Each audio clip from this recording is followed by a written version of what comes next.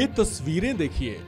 जमीन पर चौकड़ी मार कर बैठी, हाथों से मैदे की लोई तैयार करती, उसमें स्टफिंग भरती और इतनी मेहनत से गर्मा गर्म लज्जतदार मोमोज तैयार किए जा रही हैं।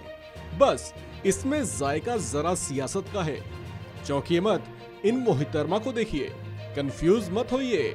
आप जो समझ रहे हैं ये जनाबे आलिया वही हैं, पश्चिम बंगाल की मुख्यमंत्री और टीएमसी सुप्रीमो ममता बनर्जी, जो अपना हाथ आजमा रही हैं मोमोज तैयार करने में। जी नहीं, खाने में नहीं, बनाने में। अभी बुधवार को ही इन्हें अपने हाथों से एक ठेली पर कुछ लोगों के साथ गोलगप्पे बनाते और खिलाते भी देखा गया था। ये तस्वीरें उत्तरी बंगाल की हैं, जहां ममता बनर्जी को मोमोज और पानीपुरी बनाते देखा गया।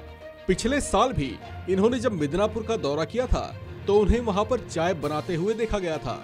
और तो और अब दार्जिलिंग में इन्होंने खुद अपने हाथों से मोमोज तैयार किए हैं। ममता के इस अवतार के बारे में बंगाल के सियासी गलियारों में चर्चा जोरदार है। हालांकि आम लोगों के बीच यूं पहुंच जाना और तरह तरह के जायकों में हाथ आजमाने को सियासी पंडित जरा अलग एंगल से ही देख रहे हैं।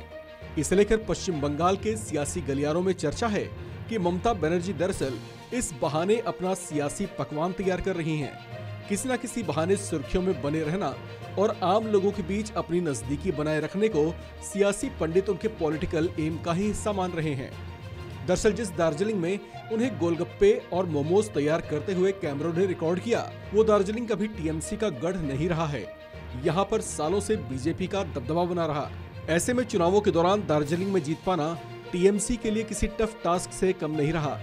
2024 में होने वाले आम चुनाव से पहले उत्तरी बंगाल में ममता का ये अंदाज कहीं न कहीं यहाँ पर अपना प्रभाव जमाने की कोशिशों का ही हिस्सा माना जा रहा है।